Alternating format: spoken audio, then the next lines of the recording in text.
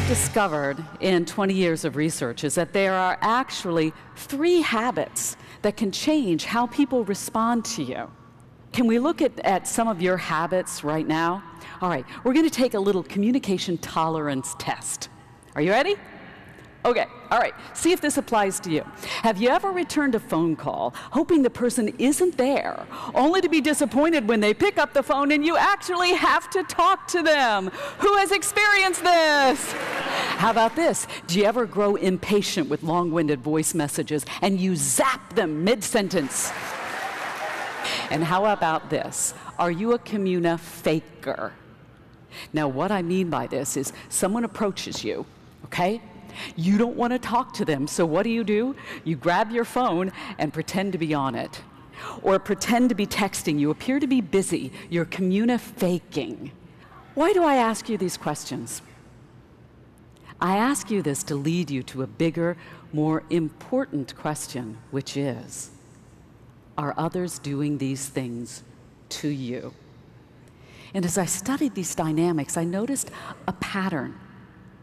And it's a pattern that explains why you can influence some people but not other people.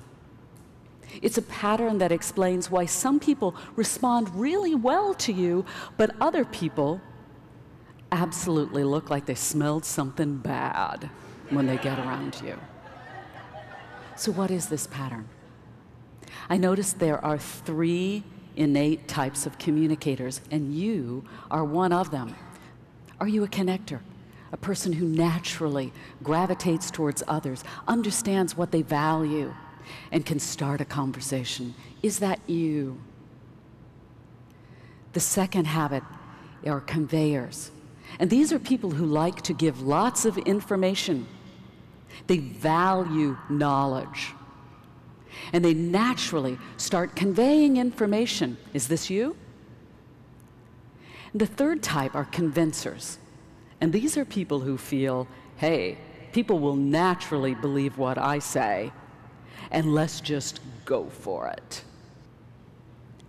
I'm here to tell you that if you will put these 3 habits together, that is when you become an influencer. You can completely change how someone experiences you and responds to you by altering your energy level. Let's take a look at how this happens. First, let's talk about your face, all right? This is a little something I call dead or alive. Who looks dead and who looks alive? All right, who looks alive? Bill Clinton, right?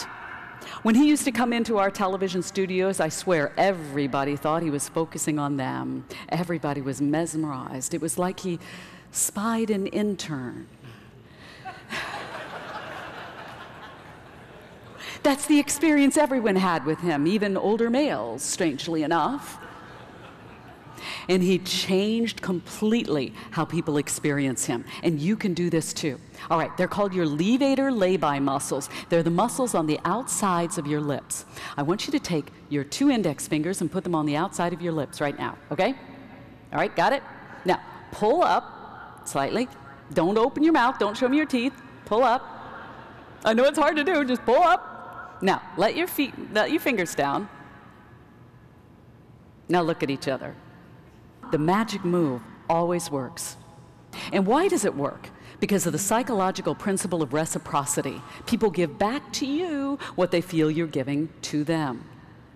Scientists have identified mirror neurons in your brain, deep in that cerebral cortex, where you have no idea you're doing it, but you are responding to other people in what they're giving to you. You have no power over that. You just respond. Magic move can totally change how people respond to you. Now let's look at your voice. You don't sound anything like you think you do. You're hearing a different version of your voice inside your head. You have a skewed perception of how you sound. Inside your head, you sound bigger, brighter, more energetic, and a lot nicer than you do when your voice comes out, mixes with oxygen, and other people hear it. But I have very good news for you. Remember the magic move to pull up the lips? When you pull up these muscles, you also pull up your vocal cords.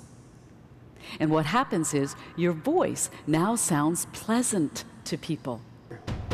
Which brings us on to our second habit here of conveying information. You've connected, so they're listening to you. They're engaged. They say, okay, but now it's time to convey information. You have lots of information to convey, but today we need a new, more concise approach because people are bombarded with way too much information. So how do we do that? How do we become a better conveyor? Using portion control. You know, like those little 100-calorie snacks? That's essentially what people want today. I don't believe that you have to dumb down information at all. I believe that you can still get across very important information to people. It's the complex business of simplicity. I also want to challenge you. Do you have the fire hydrant habit? Now, what do you suppose I mean by this? What could the fire hydrant habit be? Show me. What do you think it is? Yes, exactly. Gushing forth, telling people everything that you know. If you confuse, you lose. So let's put it all together for you.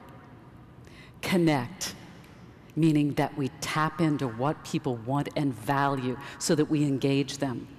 And then you convey information with portion control so that they are not confused, they have clarity. And then adding to it, convincing for them to do something specific where they have a good feeling about you.